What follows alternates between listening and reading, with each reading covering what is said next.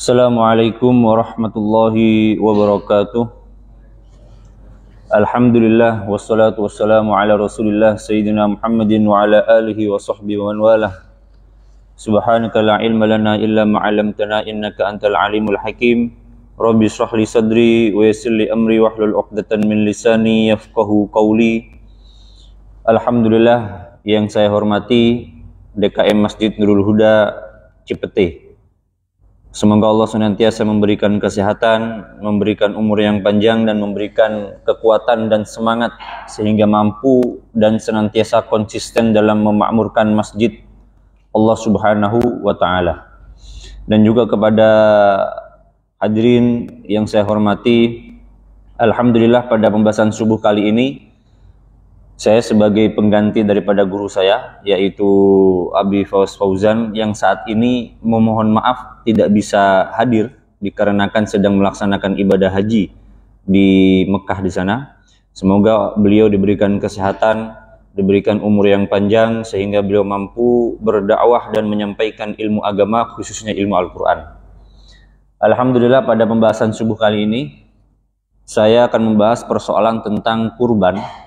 Tetapi saya akan coba melihat dari sudut pandang Al-Quran, ya, dimana kalau kita berbicara tentang kurban, ya, sebenarnya dalam Al-Quran itu ataupun dalam fikih itu tidak ada istilah penggunaan nama kurban, tetapi diistilahkan dengan udhiyah atau ad-dhuhiyah atau diistilahkan dengan nasikah, gitu. Jadi tidak ada dalam fikih dikatakan fiqhul kurban, tidak ada, tetapi diistilahkan fiqhul udhiyah. Fiqhul udhiyah. Pertama saya akan coba mengupas dalam Al-Quran kisah tentang kurban, karena penting sekali ya kita belajar dari kisah dalam Al-Quran, di mana Al-Quran itu membangun atau menceritakan kepada kita kisah seputar kurban atau seputar udhiyah ini dengan dua kisah. Yang pertama kisah yang terdapat pada zaman peradaban manusia yang pertama, yaitu Nabi Adam alaihissalam.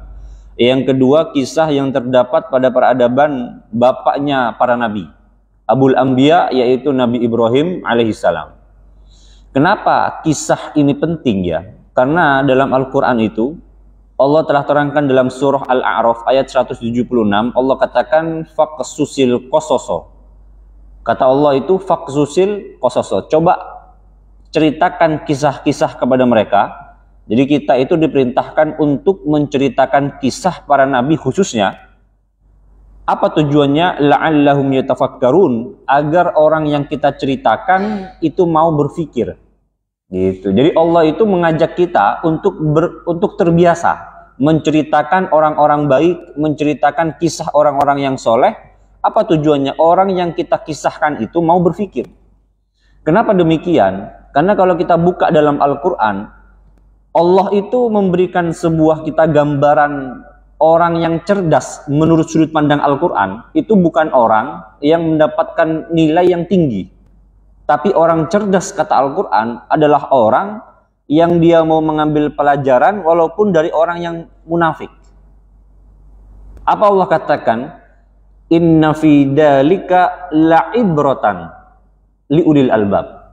Sesungguhnya orang cerdas itu adalah orang yang senantiasa mau mengambil sebuah pelajaran dari siapapun. Itu orang cerdas. Jadi kalaupun kita mengambil sebuah pelajaran dari seorang munafik pun, kata Sayyidina Ali ya, di dalam kitabnya itu, di dalam satu kitab itu yang berjudul Nahjul Balaghah, yaitu mutiara-mutiara ungkapan dari Sayyidina Ali. Beliau mengatakan, kita itu menjadi PR bagi umat Islam saat ini adalah kehilangan hikmah. Kehilangan hikmah. Kenapa? Karena hikmah ini merupakan, kata beliau, al-hikmatu dhalatul mu'min. Hikmah itu atau sebuah pelajaran yang kita ambil dari orang lain, itu merupakan sebuah barang yang hilang dari seorang mukmin. Kenapa? Karena kita ini mau mengambil hikmah itu hanya kepada orang yang menurut sudut pandang kita terima. Padahal nggak begitu. Hikmah itu kita bisa ambil siapapun orangnya, baik orang munafik sekalipun ataupun orang non muslim. Yang mana tujuan atau daripada pelajaran itu bersifat baik untuk kita. Maka dari itu dalam Al-Quran, banyak kisah yang terjadi dalam Al-Quran yang patut kita pahami atau patut kita ambil pelajaran supaya nanti ketika kita hendak berkurban, kita tidak salah dalam berkurban. Dan ini penting, dan ini jarang yang disampaikan. Saya yang pertama akan membahas kisah tentang peradaban manusia yang pertama. Siapa itu? Nabi Adam alaihissalam. Jadi Nabi Adam ini adalah makhluk pertama yang Allah turun di bumi atau yang menempati bumi untuk memakmurkan bumi. Jadi manusia ini, tugas manusia, hakikatnya Pak, ada satu kitab itu yang ditulis oleh Syekh Ali Jum'ah. Itu berjudul Fiqhul Bi'ah. Itu bagus itu. Yaitu fikih bagaimana agama itu bersikap atau memahami konsep daripada lingkungan. Ada kitabnya itu Fiqhul Bi'ah. Bagaimana cara kita menjaga lingkungan yang baik menurut sudut pandang agama, itu ada. Dan manusia itu tugasnya itu diantaranya adalah untuk memanfaatkan atau untuk melestarikan daripada lingkungan yang ada di sekitar. Di antaranya, ya. Oleh sebab itu, kisah ini Allah sebutkan dalam Al-Quran surah Al-Ma'idah ayat ke-27. Allah katakan, A'udzubillahi minasyaitonirrajim. Watlu alaihim. Jadi Allah memulai dengan kalimat watlu alaihim. Apa itu watlu alaihim? Yaitu ceritakan atau kisahkan. Jadi ayat ini turun kepada kita, dan mana kita ini dianjurkan dan diperintahkan oleh Allah. Ini ayatnya ini bersifat perintah ya, di mana perintah itu terkadang memiliki sifat yang wajib untuk disampaikan atau dilaksanakan. Watlu alaihim. Ceritakan kisah ini, katanya. Kata Allah. Apa itu?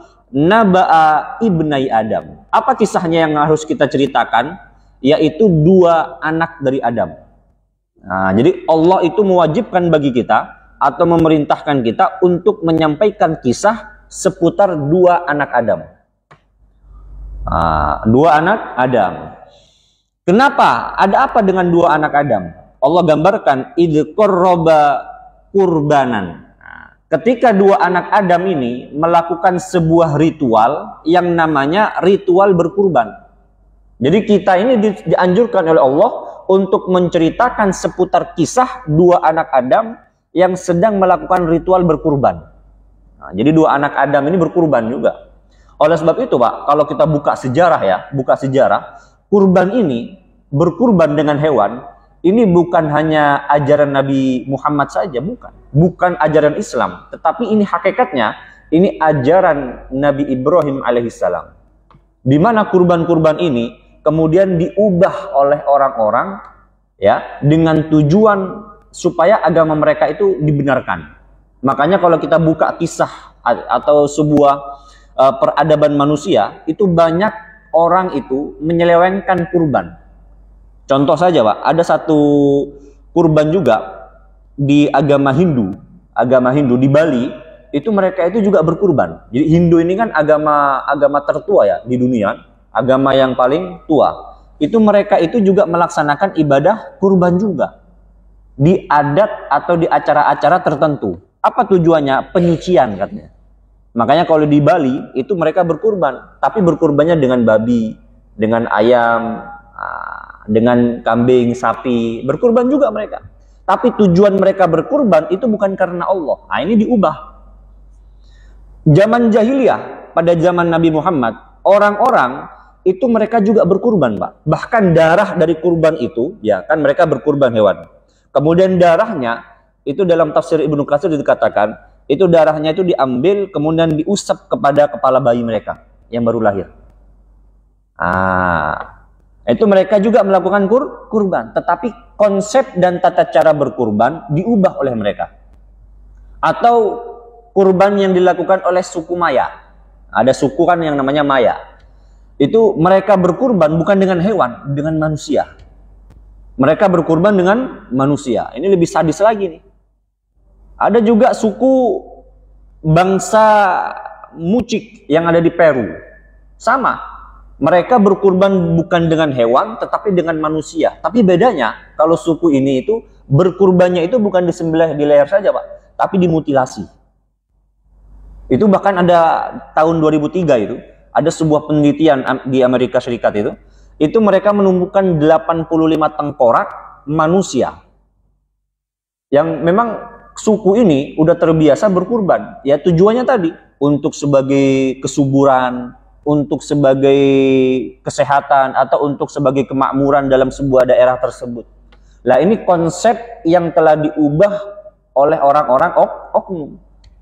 Nah, maka dari itu Islam ini, untungnya Islam itu ada Al-Quran, ada sunnah Nabi. Untuk apa? Untuk memurnikan dan menjaga agama Islam, khususnya agama-agama orang terdahulu. Makanya berkurban ini merupakan ritual yang sudah dibiasakan atau dilakukan oleh para nabi. Makanya dua anak Nabi Adam itu mereka berkurban, Pak.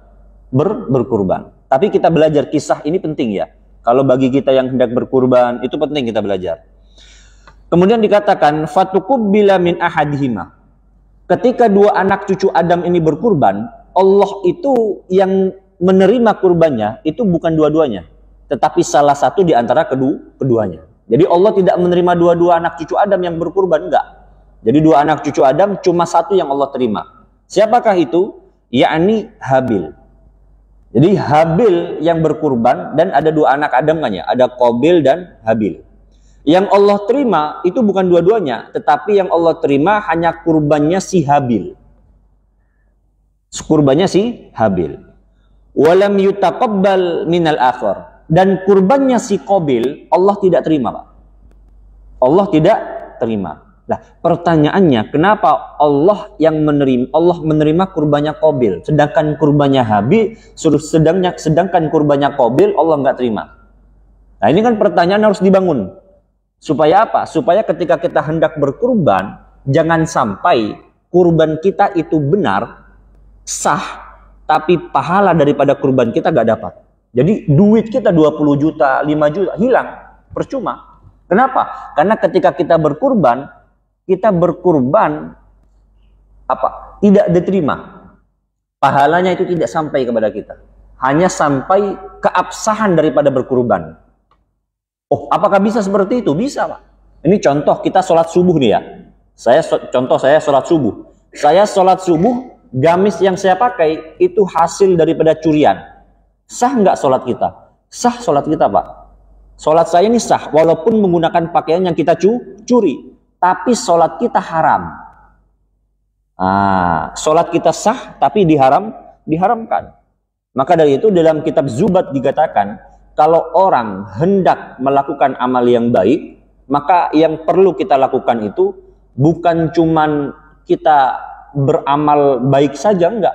Tapi yang penting itu adalah niat, Pak. Yang penting nih, niat. Niat itu penting. Kenapa penting? Karena ungkapan Arab mengatakan an-niyah matiyah katanya. Niat ini merupakan kendaraan yang kita pakai. Apa maksudnya? Orang itu ya, yang duduk di masjid sini nih, itu pasti memiliki niat yang masing-masing. Dan niatnya itu berbeda-beda. Niat itu berbeda-beda. Ada orang yang duduk di masjid ini sekedar untuk i'tikaf. Ada orang yang duduk di masjid nunggu sekalian waktu duha. Itu ada. Ada orang yang duduk di masjid ini sekalian untuk ngaji. Ada. Dan ini yang membedakan pahala mereka ini, Pak. Niat. Yang membedakan pahala ini adalah niat mereka. Makanya kalau di dalam kitab, ada kitab itu Al-Ashbah wan Nadhair ya, membahas tentang qawaidul fiqh, itu dikupas habis oleh Asyuti tentang niat itu. Bahkan fungsi niat itu dua, fungsi niat, dan ini harus kita tahu ya, fungsi niat. Fungsi niat yang pertama itu adalah at-tamyiz bainal ibadat wal adah. Itu fungsi yang pertama. Ini harus tahu. Apa fungsi niat yang pertama? Untuk membedakan mana yang disebut ibadah, mana yang disebut kebiasaan. Itu niat. Contoh, Bapak duduk di masjid ini, kalau tanpa niat, itu gak dapat pahala, Pak. Karena itu dijadikan sebuah kebiasaan. Tapi kalau Bapak duduk di masjid ini, niat iktikaf, niat ngaji, itu dapat pahala. Itu fungsi niat. Atau kita contoh saja, ada orang gak makan, gak minum. Ketika ditanya, kenapa kamu tidak makan dan tidak minum? Oh, saya puasa. Oh, berarti dia niat. Tapi ketika ditanya, kenapa kamu tidak makan dan tidak minum? Saya diet. Oh, berarti dia tidak puasa. Apa bedanya? Bedanya dari niatnya. Bedanya dari niat. Orang yang tidak makan dengan niat dan tidak makan tanpa niat itu berbeda. Kalau pakai niat, dia dinamakan puasa. Tapi kalau tidak niat, dinamakan diet. Dan begitu juga duduk di tempat masjid ini nih. Ada orang yang duduk memang niat untuk ngaji, ada orang yang duduk memang niat untuk sekalian sholat duha nanti, ada orang yang duduk sekalian nunggu saja. Karena mungkin di rumah nggak ada pekerjaan, duduk saja. Makanya niat ini penting. Makanya sebelum kita beramal, dalam Zubad dikatakan, fasahhihin niyah qoblal amal. Ini penting. Maka coba kita perbaiki niat kita sebelum kita beramal yang baik. Itu penting. Perbaiki niat kita. Jadi kalau kita hendak beramal, hendak berkurban khususnya, oh saya ingin berkurban. Nah sebelum kita berkurban, niat kurban kita itu gimana? Jangan sampai kita berkurban gak ada niat. Ini salah. Makanya kenapa Allah menerima kurbannya Habil tapi kurbannya Qabil Allah tidak terima? Karena permasalahan niat.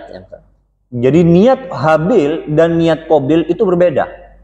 Dua-duanya sama-sama berkurban, tapi keduanya berbeda dalam urusan niat. Berbeda. Yang satu Allah terima kurbannya si Habil, dan yang satu Allah tidak terima kurbannya si Qabil. Allah jelaskan dalam Al-Quran kenapa kurban si Habil Allah terima. Allah katakan qala innama yataqabbalullahu minal muttaqin. Allah katakan yang Allah terima kurbannya itu atas landasan bertakwa kepada Allah. Atas dasar lillahi ta'ala. Oh berarti kurbannya si Qabil bukan karena Allah, bukan karena Allah.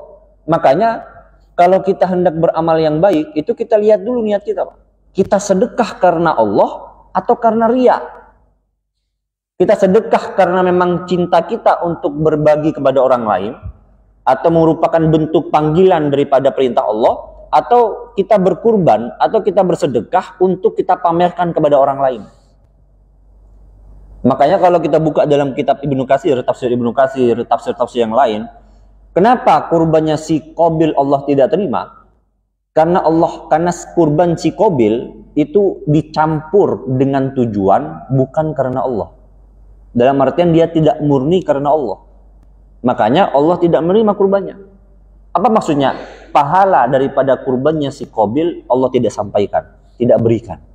Makanya hati-hati nih. Kalau kita hendak berkurban, ya walaupun kita berkurban dengan sapi yang gede sekalipun, tapi kalau niatnya bukan karena Allah, hilang Pak, habis. Habis pahala kita.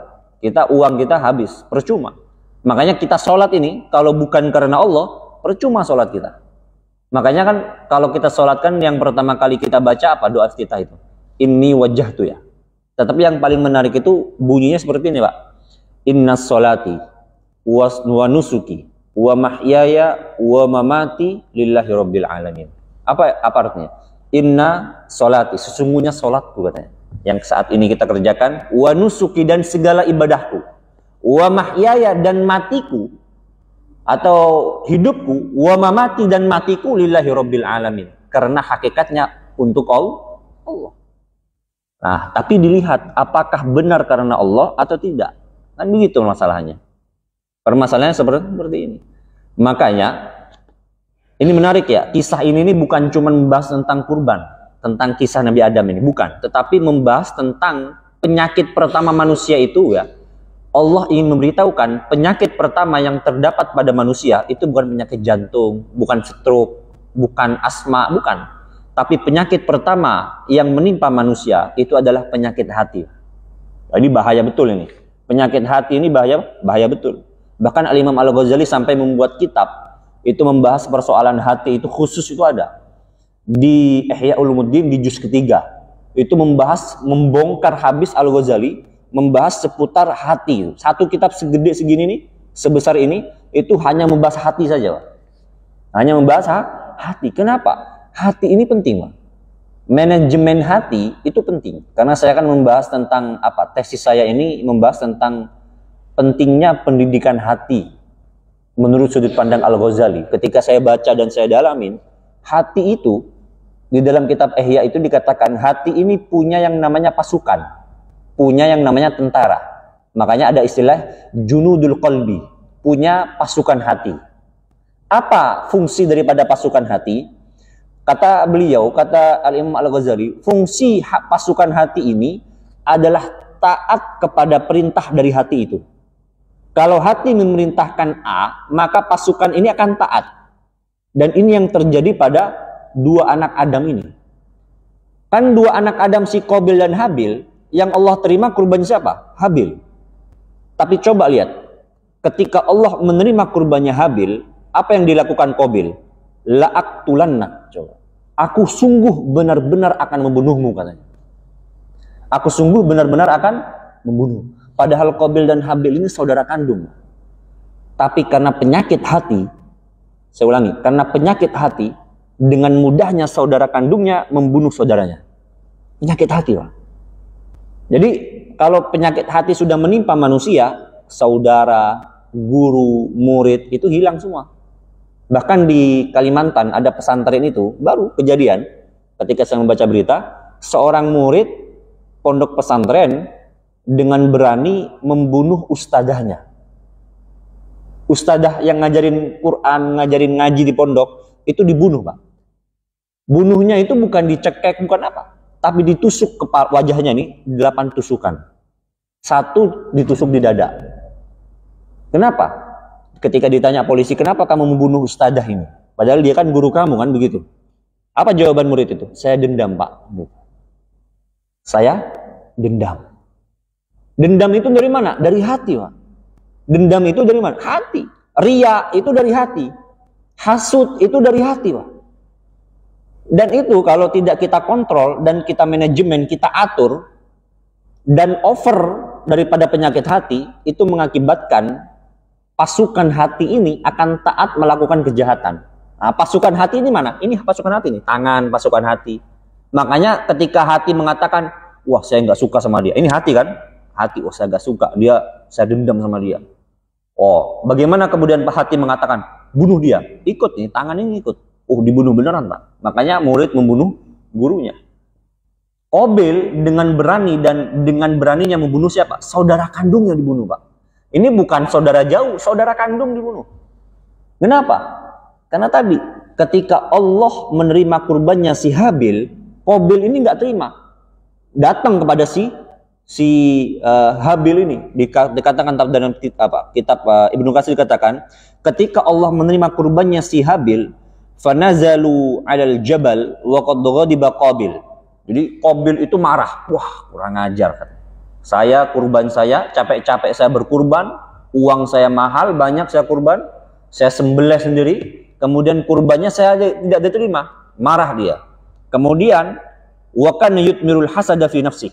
Hasud, Pak. Nah, ini hasud, ini penyakit hati nih. Hasud, apa itu hasud? Hasud itu ketika ada saudara kita mendapatkan nikmat, kita ini sebagai muslim tidak suka, tidak senang. Itu hasud namanya. Jadi ketika Allah menerima kurbannya si Habil, Qabil ini hasud. Wah, nggak terima. Wah, kurang ajar ini. Kurban saudara saya diterima, kurban saya enggak diterima. Nah, ketika Nabi Adam pergi, ya, Qabil mendatangi Habil. Qabil mendatangi Habil. Apa yang dikatakan? La'aqtulannak. Aku sungguh akan membunuhmu, katanya. Coba. Apa sebabnya? Penyakit hati, Pak. Makanya kalau hati itu kita tidak atur, ya, maka akan ada yang namanya penyakit-penyakit hati yang bersarang dalam hati. Makanya penting tarbiyatul qulub. Pendidikan hati itu penting. Makanya anak itu, saudara itu harus dibiasakan mengatur hati, itu dibiasakan, harus diajarin dari sekarang. Anak itu kasih tahu, oh ini saudara kamu, ini begini-begini, harus diatur hati. Nggak boleh sampai-sampai, kan banyak tuh sampai gede saudara itu saling musuhan. Kenapa? Ada karena warisan, ada karena dendam, ada karena tidak suka, dan lain sebagainya. Dari mana muaranya? Dari hati. Dan niat itu bermula juga dari mana? Dari hati. Niat itu dari mana? Hati. Dan hati ini penting. Ya, maka dari itu penting bagi kita kalau hendak berkurban, hendak melaksanakan ibadah berkurban, menyembelih hewan kurban, itu pertama kita lihat dulu niat kita. Apakah kita berkurban karena Allah atau bukan? Karena kurban ini hakikatnya sedekah, Pak. Hakikat kurban itu sedekah. Bahkan di kitab I'anatul Talibin ini, Fathul Mu'in dikatakan, sebaik-baik sedekah itu adalah kurban. Sebaik-baik sedekah adalah kurban, sebaik-baik sedekah. Tapi ingat, ketika kita berkurban, ada hal-hal yang harus kita perhatikan. Ada hal-hal yang harus kita perhatikan. Kenapa? Karena tadi jangan sampai kita berkurban, tapi kurban kita sia-sia. Tidak ada pahala, tidak berdampak kepada kita. Allah katakan dalam Al-Quran ya, kalau kita berkurban itu, jangan sampai kita salah dalam berkurban. Allah katakan, ya ayyuhalladzina amanu. Dalam surah Al-Baqarah 264. Wahai orang-orang yang beriman. Ini, kalau kita berkurban, ini hati-hati. Dan perhatikan Pak, ketika Allah memanggil kita dengan panggilan beriman, itu sebenarnya bukan panggilan kemuliaan untuk kita, bukan. Jadi, alhamdulillah saya orang beriman. Enggak, bukan begitu. Panggilan keimanan ini merupakan tanggung jawab untuk kita. Kenapa? Karena betulkah kita beriman kepada Allah atau tidak? Jangan sampai kita beriman itu hanya abal-abal iman kita. Hanya manis dalam lisan, tapi dalam tindakan tidak ada, nol. Maka dari itu apa? Martabat atau kedudukan orang beriman itu di atasnya orang muslim. Jadi muslim paling tinggi beriman. Paling tinggi beriman. Nah, kita belajar dari Al-Qur'an konsep bersedekah yang benar atau berkurban yang benar. Ya ayyuhalladzina amanu la tubtilu shadaqatikum bil manni wal adza. Nah, jangan sampai wahai orang beriman, ketika engkau hendak berkurban, jangan sampai engkau rusak atau engkau batalkan sedekah yang engkau berikan bil manni, dengan man. Apa man? Jadi kalau kita memberikan itu kita ungkit. Ungkit-ungkit, nah itu nggak boleh. Jadi kalau kita memberikan kepada orang sedekah, udah cukup, nggak usah. Saya dulu yang ngasih kamu loh. Saya dulu yang ngasih sedekah ke kamu. Saya ngasih duit ke kamu. Saya ngasih belanja sama kamu. Saya ngasih kamu begini-gini. Itu bil man, nggak boleh. Dan itu batal sedekah yang kita berikan. Wal adza, dan juga menyakiti yang kita kasih. Kan kalau kita ungkap kebaikan gitu kan seakan-akan nggak ikhlas begitu. Nah, jangan sampai kita menyakiti apa yang kita berikan kepada orang lain, karena akan merusak daripada sedekah kita. Bil manni wal adza. Apa contohnya? Kalladzi, seperti orang yang batal sedekahnya atau batal kurbannya. Yunfiku malahu, adalah orang yang berinfak dengan hartanya, tetapi apa tujuannya? Ria'an nas, untuk menampilkan sedekahnya, menampilkan kurban dia, ditampilkan di hadapan orang lain. Apa maksudnya? Dikasih tahu, wah ini saya berkurban. Nah, tujuannya bukan karena Allah, tapi tujuannya karena riya. Maka orang yang bersedekah atau berkurban karena riya, itu pahala daripada kurbannya hilang. Pahala daripada kurbannya hilang. Loh, apakah sah sedekah atau kurban kita? Sah. Kurban yang kita berikan karena riya itu sah, tapi pahala yang kita kurbankan itu hilang semua. Itu hilang, Pak. Apa contohnya? Allah gambarkan. Famasaluhu, maka perumpamaan orang yang bersedekah dengan riya, dengan mengungkit-ungkit sedekahnya atau mengungkit-ungkit kurban yang dia lakukan. Kamatsali sofwanin, seperti sebuah batu. Kata Al-Quran, akan ada batu, tapi batunya ini basah. Ada batu yang basah. Alaihi turabun, di atas batu ada debu. Fa'asabahu wabilun, tetapi debu yang di atas batu itu hilang. Kenapa? Karena tertimpa hujan. Coba, ada debu di atas batu, tapi ketika terkena hujan, hilang nggak debunya? Hilang, Pak. Perumpamaan orang yang berkurban bukan karena Allah itu seperti debu di atas batu yang hilang. Gak ada hilang kurbannya itu. Ya, maka dari itu kalau kita berkurban atau bersedekah, makanya kalau ada orang berkurban ke masjid, itu kasih tahu dulu, Pak, sebelum Bapak berkurban, ya, tolong perbaiki niat Bapak dulu. Harus begitu dulu, kasih tahu. Jangan sampai Bapak berkurban bukan karena Allah. Gitu, kasih tahu. Supaya orang yang berkurban tidak sia-sia kurbannya. Kasihan. Ya, jutaan hilang pahalanya, hanya cuman mendapatkan hilang saja uangnya. Nah, kenapa? Karena niat daripada berkurban tidak benar. Nah, kasih tahu pada DKM, mohon maaf Bapak ketika berkurban tolong perbaiki niat. Niatnya karena Allah, niatnya karena ketakwaan kepada Allah. Jangan sampai berkurban karena niat dunia dan lain sebagainya. Hati-hati. Karena kalau niat udah salah, konsekuensinya maka kurban tersebut dia tidak akan mendapatkan kebaikan daripada kurbannya. Itu, dan ini yang terjadi pada Nabi Adam, dua anak Adam ini. Itu, Pak. Maka itu penting. Kenapa? Kenapa demikian? Karena setan itu suka sekali menipu manusia daripada niatnya. Maka dari itu apa tipu daya setan? Tipu daya setan itu membungkus ibadah kita yang bagus, tapi sayang dalamnya itu busuk, Pak. Itu setan. Itu setan. Nah, maka dari itu jangan sampai kita masuk daripada kategori, kalau dalam kitab Bidayatul Hidayah, bil aksarina a'mala. Dalam kitab Bidayatul Hidayah itu ada menarik, ada pembahasan menarik. Orang-orang yang rugi amalnya karena sebab mereka lakukan. Jadi mereka beramal, berudhiyah, berkurban, tapi rugi dari amalnya. Cuman mendapatkan apa? Tidak mendapatkan apa-apa. Nah, kenapa? Karena rugi. Berkaitan dengan apa? Karena niatnya yang salah. Maka dari itu niat ini penting. Jangan sampai, saya ulangi lagi, jangan sampai ketika kita berkurban, niat kita itu tidak benar. Itu hati-hati. Hilang semua pahala kita. Hilang. Itu dia. Maka dari itu dikatakan ya, maka dari itu ya sedekah. Nah, ini Al-Quran lagi nih. Sedekah yang baik, ya kata Al-Quran, adalah sedekah yang kita berikan kepada orang, tetapi yang sembunyi-sembunyi, Pak. Itu sedekah terbaik itu. Jadi kan sedekah ada dua. Ada yang namanya sedekah jahriyah, sedekah terang-terangan. Contoh, saya ngasih ke orang, ini saya kasih ke kamu, ada orang minta-minta, saya kasih. Itu sedekah jahriyah. Ada kurban atas nama bapak ini gini-gini. Itu sedekah jahriyah, sedekah secara terang-terangan. Itu bagus nggak? Bagus. Tapi ada yang lebih baik daripada sedekah jahriyah ini, yaitu sedekah sirriyah namanya. Sedekah sirriyah. Apa itu? Sembunyi-sembunyi. Sekiranya orang-orang itu nggak tahu yang sedekah adalah bapak ini, nggak tahu. Dan itu harus kita belajar konsep seperti ini harus.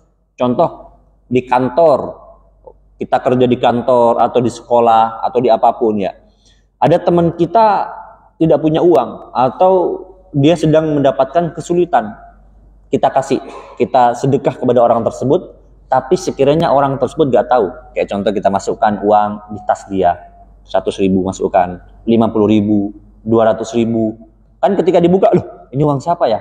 Pasti uang dia, kan gak mungkin uang orang lain. Dan gitu. Nah, tujuannya sedekah, tapi orang yang kita berikan sedekah, dia tidak tahu kalau sedang diberikan sedekah kepada dia. Nggak tahu. Ini kata Al-Quran, sebaik-baik sedekah. Allah katakan dalam Al-Quran, sebaik-baik sedekah ini, dalam surah Al-Baqarah 271. In tubdus sedekah, ya, in tubdus sedekati fani'immahi. Jikalau kalian bersedekah, tetapi sedekah yang kalian itu kalian tampakkan kepada orang lain, dalam artian secara terang-terangan, fani'immahi, baik, bagus, kata Al-Quran. Jadi kalau kita sedekah dengan apa? Tubdu, menampilkan sedekah kita, ya, bagus nggak? Bagus sedekahnya. Tetapi wa in tukhfuha, tapi kalau kalian memberikan sedekah tersebut secara sembunyi-sembunyi, wa tu'tuhal fuqara, dan kalian berikan kepada orang yang fakir, yang tidak mampu, fahuwa khairul lakum. Sedekah yang itu, yang kita sembunyi-sembunyi itu lebih baik daripada sedekah secara terang-terangan. Kenapa? Apa konsekuensinya kalau kita bersedekah secara sembunyi-sembunyi? Ini Allah akan memberikan kepada kita hadiah satu, Pak. Dan ini tidak Allah berikan kepada orang yang bersedekah tapi terang-terangan. Apa hadiahnya? Yukaffir ankum sayyiatikum. Allah akan tutupi segala aib kalian. Jadi Allah tutupi aib. Keburukan-keburukan kita Allah tutupi. Jadi kalau kita punya keburukan yang banyak, ya, aib kita banyak, ya, bagaimana cara menutupinya? Sedekah dengan syirriyah, sembunyi-sembunyi. Contoh, alhamdulillah pada hari Jumat ini ada yang bersedekah sekitar 1 juta atas nama hamba Allah. Ini syirriyah itu. Nggak tahu yang bersedekah siapa, tidak tahu. Berbeda dengan atas nama bapak ini nih. Oh, bapak haji itu yang sedekah. Itu beda dengan orang yang bersedekah atas nama hamba Allah. Makanya kalau bisa kita coba menggunakan konsep sedekah tapi syirriyah, sembunyi-sembunyi. Ada teman kita belum makan, tiba-tiba kita belikan nasi Padang. Taruh aja ya. Untuk bapak ini. Ditanya, loh, punya siapa nasi Padang ini? Nggak tahu. Ah, begitu. Apa niatnya? Sedekah siriyah. Itu bagus dan terbaik daripada sedekahnya itu. Siriyah itu. Terbaik sedekah itu. Nah, kemudian kisah kedua ini terjadi kepada Nabi Ibrahim dan Nabi Ismail. Nah, ini bagus juga kisahnya. Bagus juga. Dalam Al-Quran surah As-Saffat ya 102, Allah kisahkan kepada kita ada dua kisah dua nabi, Nabi Ibrahim dan Nabi Ismail. Nabi Ibrahim ini dikatakan adalah Abul Anbiya, bapaknya para nabi. Karena banyak para nabi yang lahir daripada beliau. Ya. Dan Nabi Ibrahim ini mendapatkan julukan Khalilullah, kekasih Allah. Itu Nabi Ibrahim. Bagaimana Nabi Ibrahim dan Nabi Ismail? Allah katakan, "Falamma balagha ma'ahu sa'ya, qala ya bunayya." Jadi ceritanya begini, ketika Nabi Ibrahim dan Nabi Ismail sudah sampai kepada umur yang tertentu itu, diceritakan dalam Al-Quran, Nabi Ibrahim ini memanggil putranya, "Wahai Nabi Ismail, Ismail coba ke sini." Ya bunayya. Jadi kalau Nabi Ibrahim memanggil putranya itu bukan wahai anakku, ya bunayya, wahai anakku. Ini bisa kita praktekkan kalau kita punya anak gitu. Itu kalau bisa kita jangan panggil namanya gini gitu. Kita panggil ya bunayya. Itu konsep Al-Qur'an. Kalau kita menggunakan ya bunayya. Nah, atau kalau kita punya anak dan namanya baik, panggil namanya enggak apa-apa. Karena nama itu doa. Makanya kalau kita punya anak atau punya ponakan cucu, ya, nama itu harus bagus. Saya ingat dulu di pesantren itu ya, ada anak santri baru, namanya Fir'aun. Namanya Fir'aun. Ketika ditanya sama guru kita, loh kenapa kamu namain Fir'aun? Soalnya dalam Al-Quran ada kata Fir'aun, Pak. Ada kata Fir'aun. Jadi saya coba tabarrukan dari Al-Quran, mengambil nama dari Al-Quran dengan nama Fir'aun, dapatnya nama Fir'aun gitu. Gitu ya. Itu jadi kalau bisa kita berikan nama untuk anak kita dengan sebaik-baik nama. Yang mana nama itu ada artinya. Ya, karena itu pengaruh ya. Karena orang tua itu mendoakan anaknya itu dari mana? Doa terbaik dan terbanyak orang tua kepada anak itu dari nama, Pak. Ini contoh, kalau kita manggil anak kita dengan panggilan ini saya. Nama saya kan Hadik, nama saya. Hadik itu artinya cerdas. Jadi setiap kali ibu saya memanggil saya nama Hadik itu sekalian ibu saya mendoakan saya. Cerdas, begitu, Pak. Atau kita punya anak namanya Muhammad. Apa arti Muhammad? Orang yang mendapatkan pujian. Makanya anak kita, ketika ibu memanggil anaknya dengan panggilan Muhammad sini. Itu ibunya hakikatnya sedang mendoakan anaknya untuk mendapatkan pujian. Gitu, Pak. Jadi kalau kita punya anak, itu panggil dengan nama terbaiknya. Jangan sampai kita panggil, woi sini, gitu. Lo jangan sini. Itu hilang namanya. Makanya kalau kita punya anak, panggil anak kita dengan panggilan terbaik. Di antaranya ya bunayya, gitu. Itu panggilan dari Al-Qur'an. Jadi Nabi Ibrahim memanggil Nabi Ismail, ya bunayya. Sini coba. Akhirnya ketika dipanggil, datang Nabi Ismail. Kemudian Nabi Ibrahim itu berkata kepada Nabi Ismail, ya bunayya, wahai anakku, inni ara fil manam. Sesungguhnya aku itu bermimpi, kata Nabi Ibrahim.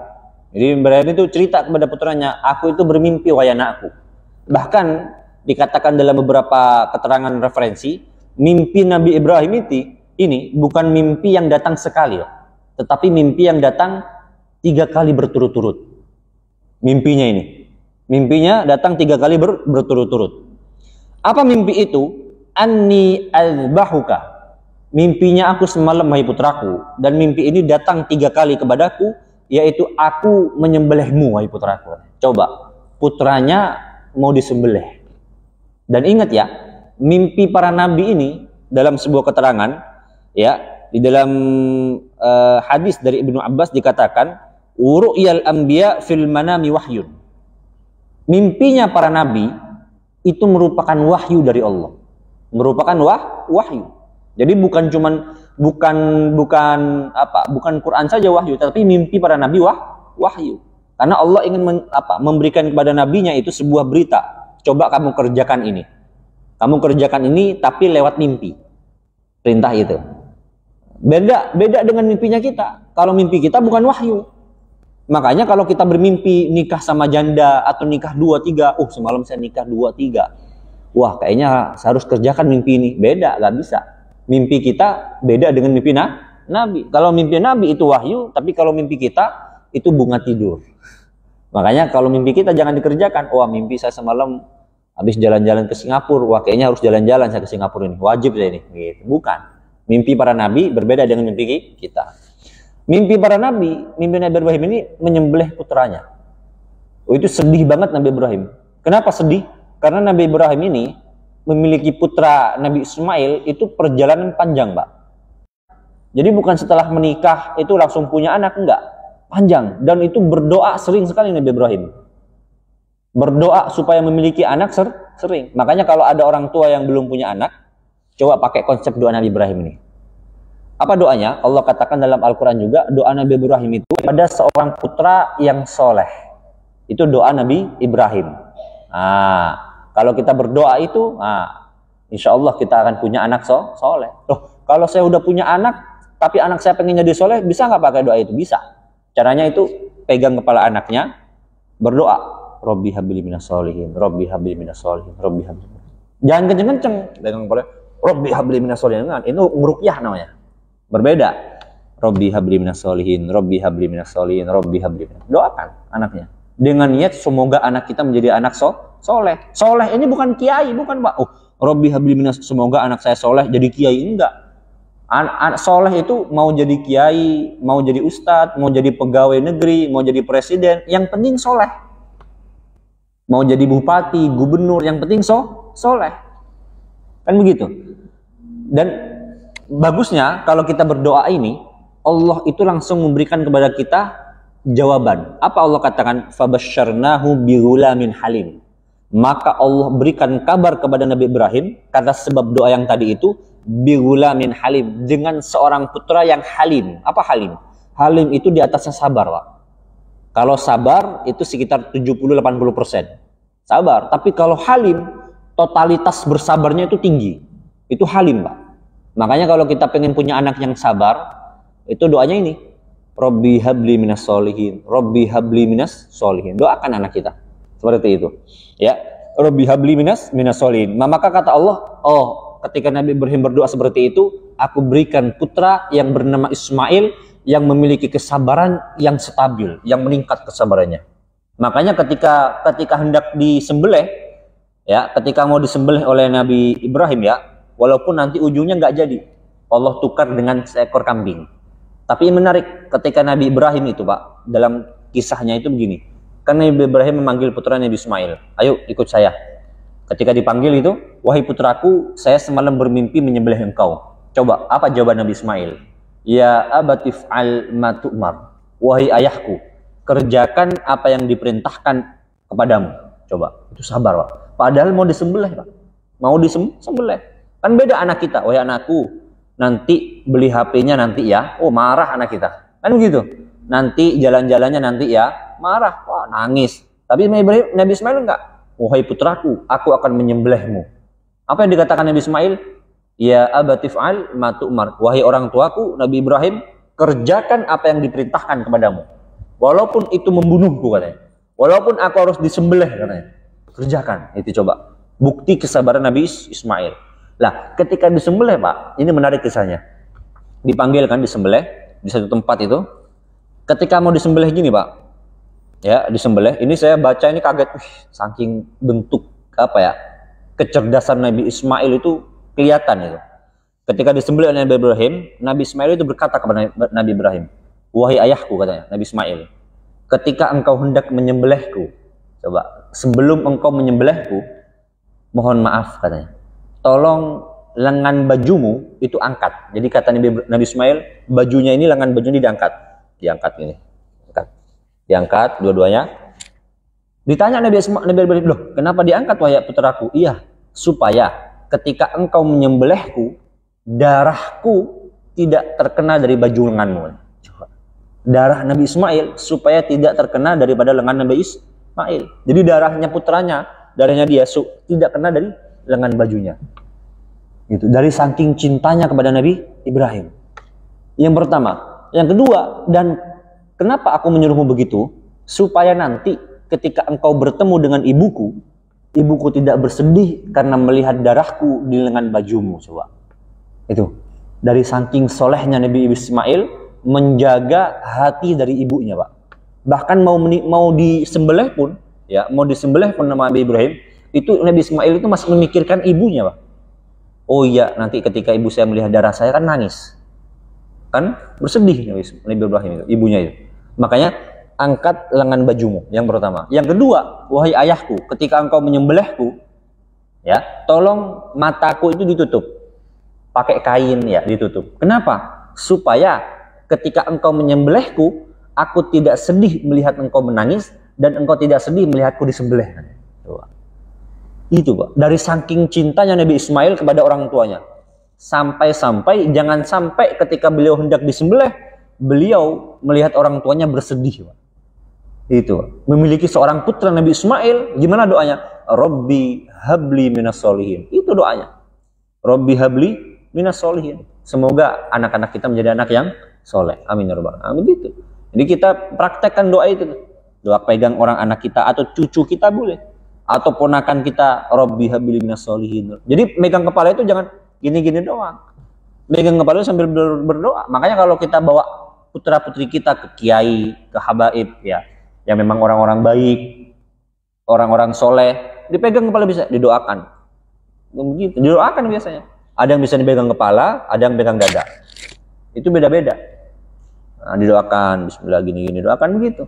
Dan itu memang konsep daripada Nabi Ismail, Nabi Ibrahim, berdoa, itu penting. Nah, maka dari itu, dari kisah ini kita belajar bahwasanya kalau kita hendak berkurban, berudhiyah, itu totalitas karena Allah Subhanahu wa ta'ala, walaupun itu berkaitan dengan putra kita. Kalau kita berkaitan dengan cerita Nabi ini, Nabi Ismail, Nabi Ibrahim, jangan sampai ketika kita berkurban berat, kurban ya, gitu. Jangan sampai seperti itu, karena kurban itu sunnahnya para nabi, Pak. Itu berkurban. Maka dalam sebuah riwayat itu dikatakan dari Zaid bin Arqam. Jadi Zaid bin Arqam datang kepada Nabi, wahai Nabi, ya, ini untuk apa katanya? Oh, ini untuk kurban. Apa itu kurban? Kurban itu kata Nabi itu adalah sunnatu abikum Ibrahim, merupakan sunnahnya ayah kalian, yaitu Nabi Ibrahim. Itu kurban. Makanya kita itu harus terbiasa berkurban. Dan juga ketika kita hendak berkurban, ya, jadi sembelihan dalam Islam itu ada 4, Pak. Menyembelih dalam Islam itu ada 4. Kurban itu ada 4 dalam Islam. Ada yang dinamanya dengan udhiyah. Udhiyah. Apa itu udhiyah? Yaitu udhiyah itu dikatakan mayudaka taqarruban ilallah fi ayyamin nahri bi syara'it makhsusah. Yaitu hewan yang disembelih. Apa tujuannya? Taqarruban ilallah, untuk mendekatkan diri kepada Allah. Itu kurban. Itu namanya udhiyah. Makanya nanti Idul Adha besok ini namanya udhiyah. Tujuannya taqarruban ilallah. Sembelihan besok ini. Lah, ada sembelihan yang bukan kurban, bukan udhiyah. Apa namanya? Akikah.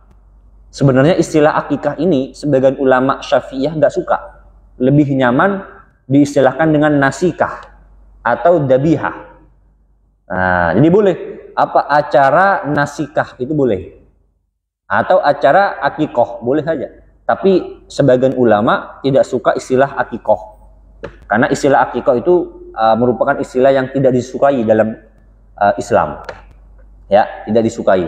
Makanya kalau kita punya anak, ya, ingin mengerjakan akikah, undangannya itu bukan undangan akikoh, tetapi undangan nasikah. Gitu. Itu boleh, ya, itu baik. Ini yang pertama, akikah. Yang ketiga ada namanya hadyu. Kalau akikah apa beda dengan kurban? Beda. Kalau akikah itu tujuannya sembelihan yang tujuannya bersyukur dengan kelahiran putra. Itu namanya akikah atau nasikah. Ada namanya sembelihan hadyu. Apa itu hadyu? Hadyu itu sembelihan yang dilakukan oleh orang-orang yang sedang berhaji. Itu al-hadyu namanya. Jadi orang-orang yang berhaji itu juga melaksanakan ibadah kurban juga, tapi beda, namanya istilahnya al-hadyu. Ada namanya dam. Apa itu dam? Dam itu adalah sembelihan yang dilakukan oleh orang yang sedang berhaji karena sebab melanggar manasik haji. Nah, jadi kalau ada orang yang berhaji, ya, sedang berhaji ini, ada melanggar daripada konsep daripada peraturan ibadah haji, maka dia dianjurkan untuk melaksanakan dam namanya. Apa itu dam? Menyembelih hewan. Menyembelih hewan. Nah, makanya sembelihan dalam Al-Quran, dalam Islam itu ada 4. Ada namanya udhiyah, ada namanya nasikah atau akikoh tadi itu, ada namanya al-hadyu, ada namanya dam. Itu sembelihan. Itu ya. Makanya ada sebagian ulama mengatakan boleh nggak nasikah atau akikah sekalian udhiyah, berkurban? Boleh. Itu pendapatnya Al-Imam Romli. Ya, Imam Romli mengatakan boleh kita berkurban sekalian akikah, itu boleh. Yang nggak boleh itu, ya, yang nggak boleh itu kalau kita berkurban Idul Adha, berudhiyah, sekalian dagingnya itu digunakan untuk acara nikahan, itu nggak boleh. Nggak boleh. Kenapa? Karena daging kurban itu diberikan kepada orang-orang tertentu, Pak. Bukan kepada semua orang. Kalau walimah atau pernikahan, kan yang datang itu kan bukan cuma orang muslim, non muslim datang, orang kaya juga datang. Nah, makanya konsep pembagian daging kurban itu hanya orang-orang tertentu saja, di antaranya orang fakir miskin, di antaranya begitu. Nah, makanya kalau kita berkurban itu pembagiannya harus tahu. Pembagian harus tahu, oh nanti dibagi atas nama ini. Atau boleh nggak kita ngambil daging, ya daging kita, ya, beberapa dagingnya itu kita berikan kepada keluarga kita terdekat. Dan gini Pak, jangan sampai ketika kita sedang membagi daging, orang yang berkurban, kalau bisa orang yang berkurban itu ketika berkurban dagingnya itu lebih diutamakan kepada keluarga terdekat dulu.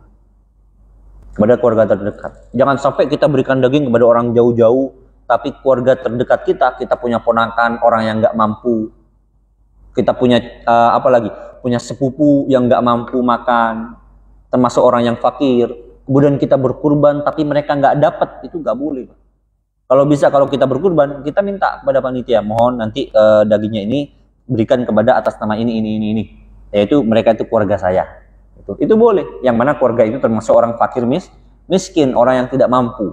Itu terbaik Pak. Jangan sampai kita sedekah atau kita berkurban orang jauh dulu yang kita gak kenal, tapi keluarga terdekat, sepupu, ponakan dan lain sebagainya, ya, dua pupu dan sebagainya, itu kita tidak mendapatkan yang kita sedekahkan atau kita kurbankan.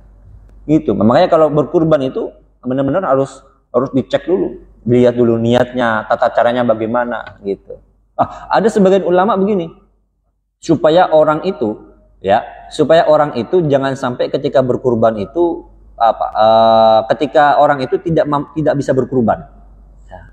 Sampai-sampai ada ulama, Ibnu Abbas diantaranya, boleh nggak berkurban dengan ayam? Boleh.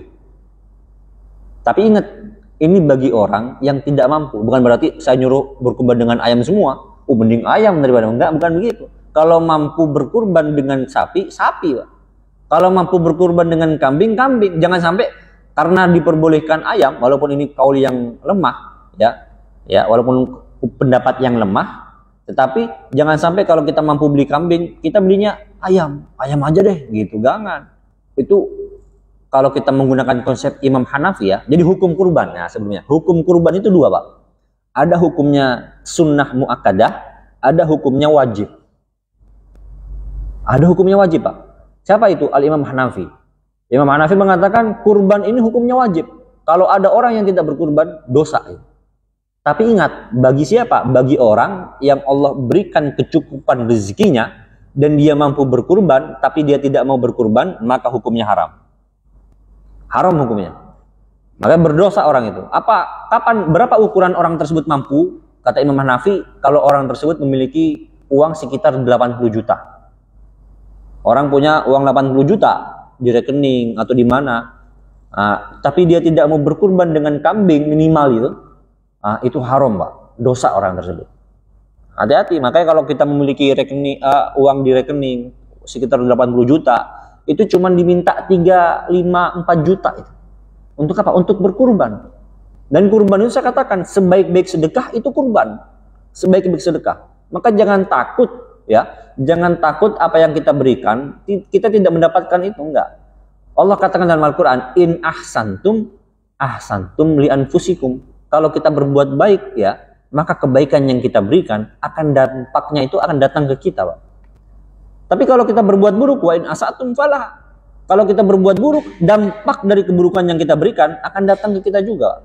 Makanya kalau ada orang berbuat baik, ini dalil sesat ya. Dalil ada dalil sesat namanya. Dalil sesat begini. Ente jangan mau jangan mau dimanfaatkan. Ini salah itu. Itu yang namanya dalil sesat itu. Kenapa? Karena konsep manusia, sebaik-baik manusia, Pak, memberikan manfaat untuk orang lain, Pak. Kemudian dalil sesat ini muncul, jangan mau dimanfaatkan oleh dia. Seakan-akan kita itu tidak diperbolehkan memberikan manfaat untuk orang lain. Ini nggak boleh. Maka dari itu banyak sekarang itu dalil-dalil sesat. Aduh, nanti uang kita habis. Ini dalil sesat ini. Padahal konsep Al-Quran, kalau kita berikan, bal yazdat. Ini janji Nabi, Pak. Apa yang kita berikan, mana kosomalun min sodakoh, harta yang kita berikan daripada konsep sedekah, berkurban, min sodakoh, mana kosomal, mustahil akan berkurang, kata Nabi. Kemudian Nabi mengatakan, bal yazdat, akan bertambah, bal yazdat akan bertambah, bal yazdat akan bertambah. 3 kali janji Nabi. Jadi kalau kita berkurban, punya uang di ATM, 80, 100 juta, 200 juta, 1 M, tapi kita tidak berkurban, berdosa satu keluarga kita, Pak. Karena sebab kita tidak berkurban. Makanya jangan sampai kita punya konsep uang yang kita sedekahkan kepada orang lain akan berkurang. Enggak, Pak. Itu menurut sudut pandang kita berkurang. Menurut sudut pandang kita berkurang. Coba kita belajar dari konsep Al-Quran. Orang yang berkurban, ya, orang yang berkurban dan bersedekah, itu kamasali habbatin, seperti satu biji, ambatat sab'a sanabil. Satu biji ini akan timbul 7 pohon atau 7 dahan. Wa fi kulli sumbulatin mi'atu habbah. Setiap dahan akan memiliki 100 biji. Nah, itu jangan dihitung. Nah, ini Allah memberikan kepada kita konsep apa maksudnya?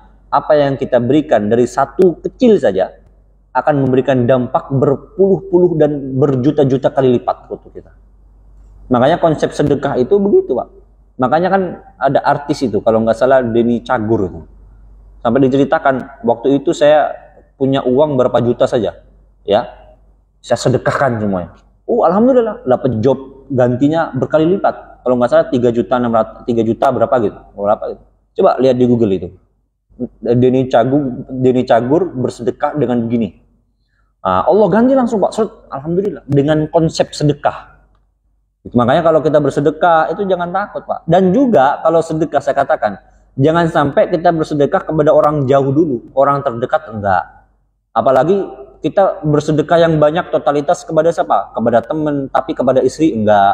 Jangan. Makanya orang terdekat dulu yang kita berikan. Dan hukum sedekah dan hukum berkurban, tadi kembali hukum berkurban. Hukumnya adalah sunnah kifayah. Apa itu sunnah kifayah? Sunnah kifayah itu begini. Kalau orang sudah punya satu keluarga dan satu dia berkurban dari keluarga itu sudah cukup semuanya. Sudah cukup. Jadi kalau kita bersedekah atau berkurban atas nama satu keluarga itu sudah cukup. Bahkan Nabi Muhammad itu berkurbannya itu, ini cerdasnya Nabi Muhammad. Nabi Muhammad adalah seorang nabi yang visioner. Memang cerdas. Nabi itu, Muhammad itu ketika berudhiyah, berkurban, itu pahala Nabi Muhammad, pahala kurbannya itu bukan cuma untuk beliau, bukan untuk beliau, tapi pahalanya itu untuk semua umatnya. Makanya kalau beliau itu apa? Beliau itu berudhiyah, berkurban, melakukan sembelihan kurban, itu beliau mengatakan begini nih. Bismillahi Allahumma taqabbal min Muhammad wa ali Muhammad wa min ummati Muhammad. Ini doa Nabi Muhammad. Bismillahi, dengan nama Allah. Allahumma, wahai Allah, taqabbal, terimalah, min Muhammad, terimalah apa? Kurban ini, min Muhammad, atas nama Muhammad, wa ali Muhammad, dan keluarga Muhammad, wa min ummati Muhammad, dan dari semua umat Muhammad. Coba. Jadi kita sebenarnya sudah berkurban, Pak. Kita ini sudah berkurban. Siapa yang berkurban pertama kali? Nabi Muhammad berkurban untuk kita. Itu visioner Nabi Muhammad. Makanya kalau kita berkurban, niatkan gini juga. Allah bismillahi Allahumma taqabbal. Siapa namanya? Min Ahmad. Atau dari saya, min Hadik wa ali Hadik, dan keluarga Hadik. Itu bisa. Jadi saya berkurban atas nama saya dan nama keluarga saya. Boleh Pak. Oh, bukannya kalau kurban kambing ini untuk satu orang? Iya, namanya atas nama satu orang, tapi pahalanya untuk semua orang bisa. Jadi kalau kita kurban kambing, saya niat berkurban kambing atas nama saya. Pahalanya atas untuk semua keluarga saya, untuk semua guru-guru saya. Itu boleh. Jadi walaupun mereka tidak berkurban, tapi mereka mendapatkan pahala dari yang kita kurbankan. Makanya dari sini, ya ulama mengatakan boleh nggak berkurban tapi iuran. Sekolah, patungan berkurban, anak-anak, ayo patungan 100.000 untuk kurban. Boleh nggak? Boleh. Tapi atas nama satu orang, pahalanya diniatkan untuk semua sekolah. Nah itu praktekkan di rumah. Ayo kita tahun ini harus kurban. Anak patungan berapa? Istri berapa? Cucu berapa? Ponakan berapa? Kalau sudah terkumpul semua, belikan kambing atau belikan sapi. Itu patungan itu. Jangan sampai Allah memudahkan agama kita untuk bisa berkurban semua orang, tapi kita tidak mau berkurban. Jangan, Pak. Makanya kalau ada orang yang nggak mampu, aduh saya nggak punya duit sama sekali, udah beli ayam. Boleh, Pak. Sebagian ulama memperbolehkan berkurban dengan ayam. Apa dalilnya? Bahimatil an'am. Karena ayam itu termasuk hewan ternak. Dan berkurban itu juga diantaranya hewan ternak.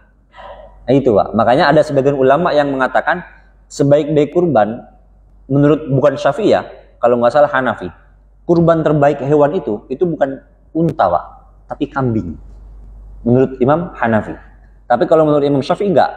Imam Syafi'i mengatakan kurban terbaik itu adalah unta, sapi ya, atau kerbau ya, kambing. Nah itu kurban terbaik itu. Atau ada domba nanti ukurannya. Tapi kalau menurut Imam Hanafi, kurban terbaik adalah kambing, kata beliau. Kambing, baru di atasnya unta, baru ada sapi, ada kerbau. Itu menurut Imam Hanafi. Jadi jangan takut kalau kita berkurban, uang yang kita berikan hilang. Enggak. Yang penting ketika kita berkurban, niatkan kurban kita karena Allah. Itu penting. Yang pertama. Yang kedua, kalau kita nggak mampu berkurban, patungan, iuran bersama-sama, satu kantor. Ayo kita berkurban. Jangan sampai satu keluarga itu nggak berkurban sama sekali. Jangan sampai. Dan niatkan kurban kita karena Allah. Dan doanya itu tadi, itu menarik itu. Bismillahi Allahumma taqabbal min, siapa namanya? Ahmad apa gini, Bapak Haji ini nih. Wa Ali Bapak Haji ini dan keluarga Bapak Haji ini. Atau kalau pengen doa dari Al-Quran boleh. Doanya itu Rabbana taqabbal minna innaka antas samiul alim. Itu boleh. Jadi kalau kita berkurban doa Rabbana taqabbal minna innaka antas samiul alim. Bismillah. Berkurban itu boleh. Jadi ada doanya juga. Jadi makanya kan ketika berkurban nanti doanya gini. Begitu. Makanya dan juga kalau ada orang berkurban dilihat kurbannya. Tapi dianjurkan yang berkurban itu dia sendiri yang menyembelih. Dianjurkan begitu. Tapi kalau dia tidak bisa menyembelih, karena menyembelih itu ada tata caranya, Pak. Kalau kita salah menyembelih, itu bisa jadi hewan itu bukan hewan kurban, hewan bangkai dan haram dimakan dagingnya. Hati-hati. Menyembelih itu ada caranya. Berapa kali sembelih gitu, seret, udah. Nggak boleh sembelih itu, seret, nggak boleh. Itu akan menjadi daging bangkai dan haram daging bangkai dimakan. Makanya kalau orang salah menyembelih itu daging itu bangkai nanti itu. Hati-hati. Makanya kalau memotong hewan itu dua saluran itu harus hilang. Saluran nafas dan saluran makanan. Udah seret udah. Begitu. Hati-hati. Dan juga boleh nggak kalau kita berkurban karena sapinya gede. Wah ini kalau kita pegang nggak mampu Pak. Bagaimana konsep stretching kalau nggak salah itu? Itu di MUI sudah dibahas di Majelis Ulama Indonesia. Boleh nggak? Dengan apa contohnya? Dengan dipukul. Ada kepalanya atau dipukul untuk pingsan. Supaya nanti ketika disembelih nggak berontak. Boleh nggak? Boleh. Atau dia disuntik pakai alat tertentu yang dengan tujuannya, dengan syarat jangan sampai ketika melakukan stretching itu dengan niat menyakiti hewan. Nggak boleh. Atau pakai asap ya, pakai apa namanya? Gas. Biar pingsan. Pingsan maksudnya agak goyang-goyang gitu, kayak mabuk gitu. Jangan sampai mati ya, jangan sampai meninggal. Jangan sampai hewan itu meninggal. Itu boleh. Karena gedenya kan, kayak tadi saya lihat sapinya gede banget itu. Itu gimana megangnya itu? Itu kalau megang 1 orang 2 orang terbang gitu nanti itu. Itu aja. Makanya boleh nggak pakai begitu? Itu boleh. Jadi pakai alat namanya stretching aja. Ada yang dipukul di bagian tempat tertentu, sekiranya hewan itu pusing, ya, baru disembelih. Itu diperbolehkan dalam Majelis Ulama Indonesia dan juga di dalam kitabnya Kiai Mustafa Ya'qub. Itu diperbolehkan untuk apa? Untuk mempermudah orang yang berkurban. Berarti itu. Dan yang nggak boleh kalau berkurban itu menyembelih pakai laser. Itu nggak boleh. Laser itu nggak boleh. Kenapa? Karena syarat berkurban itu dengan alat yang tajam. Laser itu bukan alat yang tajam, dia itu semacam pemanas api gitu. Laser itu. Makanya kalau kita berkurban harus lihat juga. Dan juga boleh nggak daging kurban dikornet? Boleh. Tapi tidak semua daging ya. Ingat, contoh satu kambing, semua dagingnya dikornet, nggak boleh. Sebagian dikornet, sebagian diberikan dalam keadaan mentah. Itu boleh. Itu ada di dalam Bahsul Masail Nahdlatul Ulama, itu ada. Jadi NU melakukan Bahsul Masail, boleh nggak daging itu dikornet? Boleh, tapi ingat, tidak semua daging yang dikornet, hanya beberapa yang dikornet, dan sisanya diberikan dalam keadaan mentah dagingnya. Dan banyak persoalan kurban itu banyak. Jadi kalau bisa kita berkurban, mampu berkurban, kurban. Jangan sampai tidak sampai berkurban. Mungkin itu yang bisa saya sampaikan, karena waktu sudah mau habis ya. Mungkin dari sini ada yang ingin ditanyakan seputar kurban. Ya, silakan.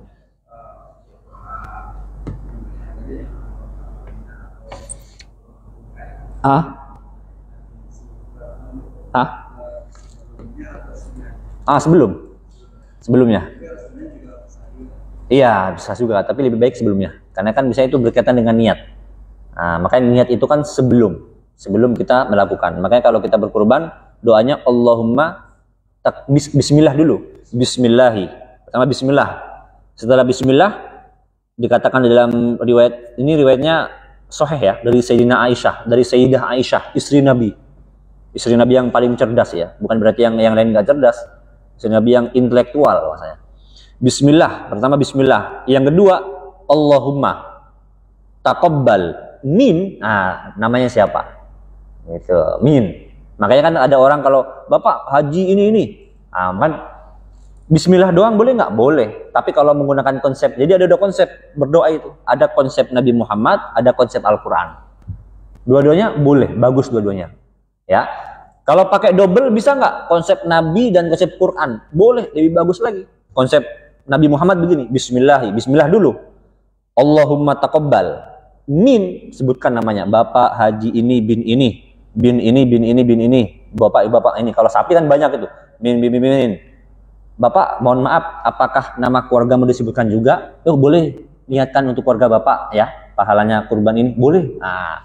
Min Bapak Haji Ahmad dan wa ali, dan keluarga Bapak Haji. Ini. Habis itu dikatakan Rabbana taqabbal minna innaka antas samiul alim. Itu double. Jadi doanya itu digabung antara doanya Al-Qur'an dan doanya hadis atau sunnah. Itu bagus. Jadi kalau bisa gabung. Atau kalau bismillah doang boleh nggak? Boleh. Tapi yang lebih baik doanya itu adalah tadi itu, Allahumma taqabbal minna innaka antas samiul alim, atau bismillahi taqabbal min Haji Ahmad dan juga keluarga Haji Ahmad. Udah selesai. Rabbana taqabbal minna innaka antas samiul alim. Seperti itu. Di doa itu penting juga berdoa. Dan kalau bisa orang yang berkurban melihat langsung hewan kurban yang disembelih. Dikasih tahu, Bapak, kurban Bapak akan disembelih pada jam sekian. Bapak mohon hadir. Kenapa? Karena termasuk syiar agama Islam. Ya, Mbah Maimun Zubair mengatakan kurban ini merupakan syiar agama Islam dan harus disaksikan. Liyashhidu, untuk disaksikan kurban ini. Makanya kalau berkurban, dan juga kalau berkurban itu kalau bisa masjid itu nyetel takbiran, Allahu Akbar, berzikir. Jangan sampai kurban ketika motong kurban nyetelnya dangdut. Wah Pak, biar semangat saya katanya. Dangdut sekalian, dangdut. Jangan. Kurban itu kalau bisa bertakbir. Harus bertakbir. Allahu Akbar gitu. Jadi ada yang memandu ketika hendak disembelih. Kenapa? Karena tadi merupakan syiar agama Islam dan melakukan zikir terhadap syiar tersebut. Seperti itu. Mungkin jawabannya. Ya, ada yang lain tentang kurban? Ketika berkurban orang tua kita yang sudah mati, Oh ya, banyak. Ya, berkurban untuk orang yang mati, orang yang meninggal. Pertama, ada sebagian ulama memperbolehkan dengan syarat orang yang meninggal tersebut ya itu telah menyampaikan wasiat.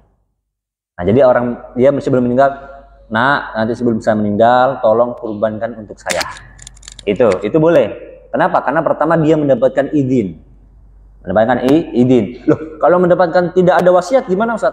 Boleh dengan niat pahala ini untuk keluarga saya, untuk yang meninggal itu.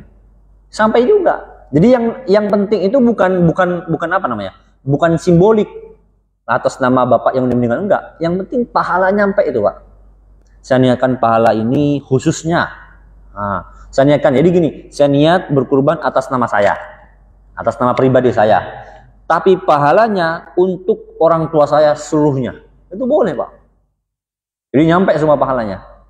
Gitu. Jadi kalau bisa begitu. Apa? Iya, niatnya atas nama saya. Atas nama kita, pahalanya untuk ayah saya meninggal.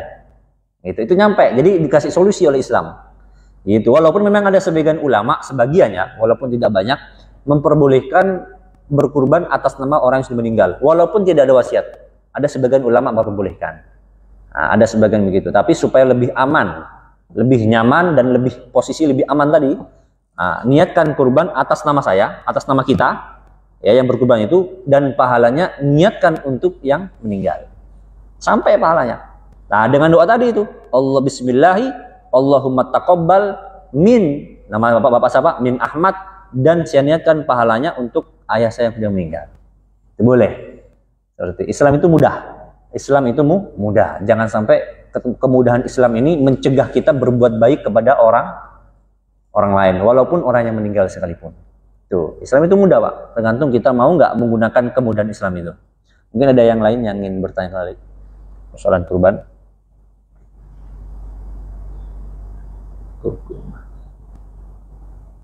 Kurban akikah itu boleh juga. Jadi kurban sambil niat akikah. Yang nggak boleh itu kurban tapi daging kurbannya sekalian untuk acara nikahan, itu nggak boleh. Ya, karena konsepnya berbeda. Konsep tersebut itu. Dan kalau bisa daging kurban itu dimakan juga. Nah, perhatikan gini juga ya, ada yang orang salah gini.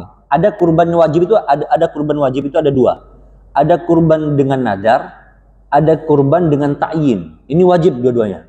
Kurban dengan nadar itu gimana contohnya? Gini. Contoh, saya kalau tahun depan saya dapat pangkat jabatan direktur, saya niat nadar untuk berkurban. Ini wajib dan haram hukumnya untuk memakan daging kurban ini. Nggak boleh. Semua dagingnya harus disedekahkan. Kalau nadar, kalau kurban yang nadar, dia bernadar. Apa itu nadar? Nadar itu membuat perjanjian dengan Allah. Ya Rob, kalau nanti saya naik pangkat tahun depan, saya berkurban dengan kambing. Bismillah. Nah, dia sudah bernadar dan wajib ditunaikan. Itu nadar wajib.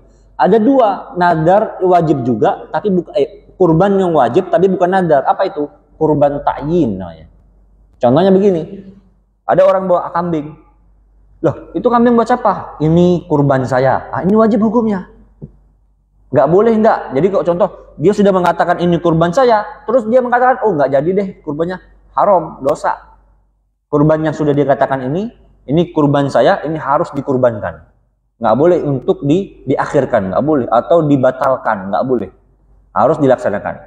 Ya, jadi kurban ini kurban saya. Atau dikatakan saya mau berkurban. Nah, itu sudah ta'yin itu. Makanya kalau dia melakukan niat untuk kurban, niat saya insya Allah mau berkurban.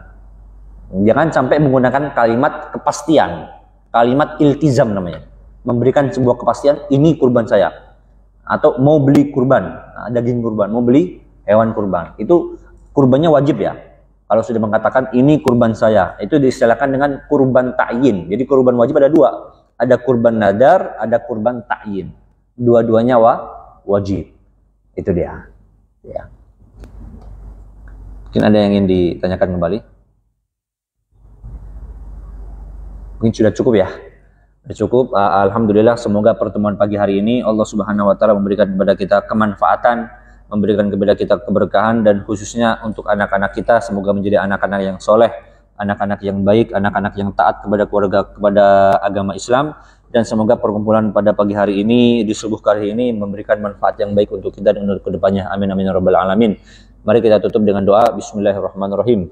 Alhamdulillahirabbil alamin hamdan yuwafi ni'amahu yukafi mazidah. Ya rabbana lakal hamdu kama yanbaghi li jalalika wajhika wa 'azimi sultanik. Allahumma shalli wa sallim ala sayyidina Muhammadin wa ala ali sayyidina Muhammad.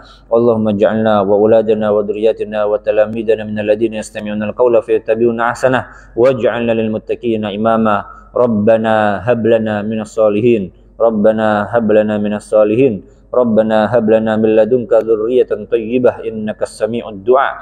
Rabbana auzi'na an nashkura ni'mataka allati an'amta 'alaina wa 'ala walidina wa na'mala salihan tardah wa aslih lana fi dzurriyyatina innana tubna ilaik. Rabbana atina fid dunya hasanah wa fil akhirati hasanah wa qina adzabannar. Wassallallahu ala sayyidina Muhammadin wa ala alihi wasallam walhamdulillahi rabbil alamin. Subhanakallahumma wa bihamdika asyhadu an la ilaha illa anta astaghfiruka wa atubu ilaik. Assalamualaikum warahmatullahi wabarakatuh.